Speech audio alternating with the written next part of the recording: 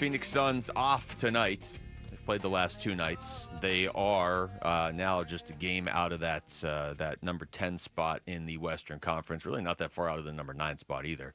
But as John Bloom pointed out earlier, Wolf, and as has been talked about quite a bit, they haven't won 2 games in a row since January. So until we see that, take the standings with a grain of salt. But what was interesting last night was the production from guys that at the start of the season you wouldn't necessarily have expected to be producing, or even a couple weeks ago haven't been playing.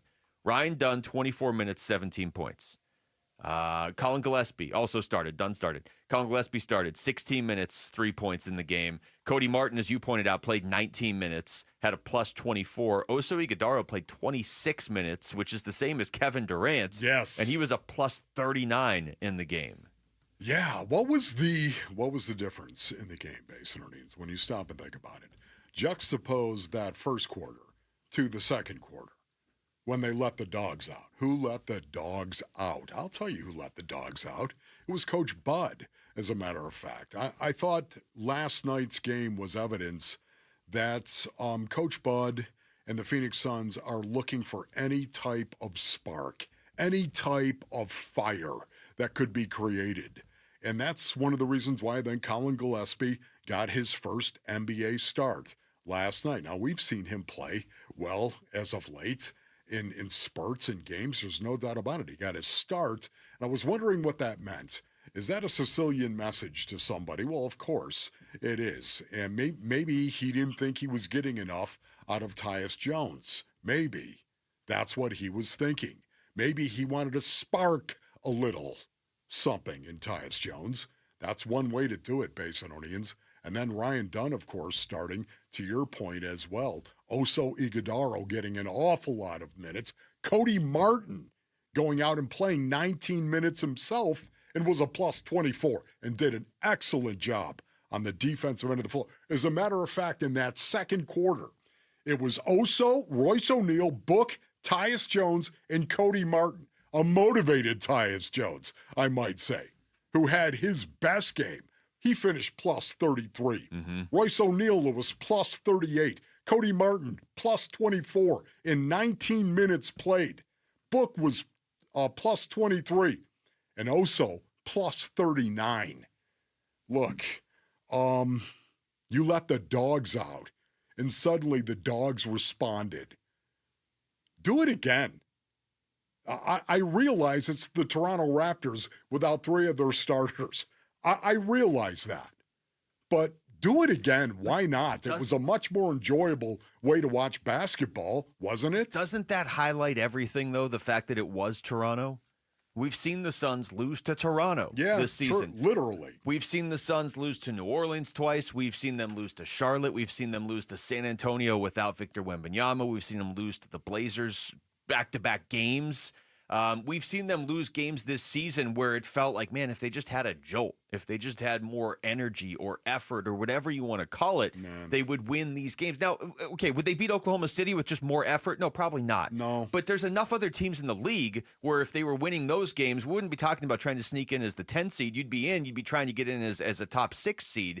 And to see what happened last night, and I credit Coach Bud for doing this last night. Like I said earlier, He struggled to hit the right buttons with this team, obviously. He has to wear some of this, too. They're 5 games below 500, but last night I think he just did exactly what they needed, and you could see it's like the end of the Clippers game when Collin Gillespie came in and all of a sudden the Suns, they had to match his effort level because he was giving it, and they looked ridiculous if they didn't. Here's Devin Booker after the game yesterday. Yeah, it's a lot of fun. That second quarter was a lot of fun, and I believe they're both out there the whole time. And, they have the energy and athleticism, but they also have the IQ, which is the most important part. And here's Ryan Dunn. Yeah, no, I think that's a big thing, and I'm forever grateful for allowing Coach Bud to allow us to do that. I think that's kind of what we need, the energy plays of, scrambling out and making those extra efforts on the offensive, defensive end is the biggest thing for us. We have a lot of talent, and we just need to put it all together, but I think the little stuff is the biggest thing that we need to add throughout the season. And here's Oso. I was just trying to play hard, guard, and just bring energy to the game. feel like that's been me and Ryan's role all year, and so I was just trying to play my role and do that. Yeah, that was really interesting to me because, once again, they moved the ball so well. They were banging down some threes. Their defense was off the hook, was it not? In that second quarter, they gave up 11 points to an NBA franchise. 11 points. They were playing so. KD only played 14 minutes in the first half, and he missed a lot of that second quarter. And it was interesting because people were saying it's good to see that they're not quitting on their coach. People were saying that. I don't know if you picked up on that. Hey, it's good to see the Suns aren't quitting on their coach. And I get that, and I understand where you would come from when you say that. But to me, they weren't playing their normal rotation. They were not. They were giving a lot of dogs a lot more minutes to go out and play. There was a different combination. That's right. Who let the dogs out? Thank you, Rick. Yes. They unleashed the dogs, and you saw the dog mentality. Yes. Especially on the defensive end of the floor. You could see it. So, they didn't quit on their coach. Hey, you know who didn't quit? The dogs that got the opportunity to go play. Isn't that right, Cody Martin? It's interesting to hear just Oso and Ryan Dunn right there, the two cuts I played. They both know that their role is to bring the energy. They both said that right there. And it's what this team has been missing, and it's why a lot of us have been pulling our hair out wondering why at least Ryan Dunn wasn't playing more, because when these – and I'm not saying what happened last night would be replicated every game. I mean, they got games coming up against the Celtics and the Bucks and the Knicks. I'm not saying, well, just play Ryan Dunn and you'll go undefeated. But it's what they have needed, and Coach Bud played them last night, and it's exactly what they gave them. Okay, so if you're going to play the Celtics, their odds of winning that game, what do you think the odds are of winning?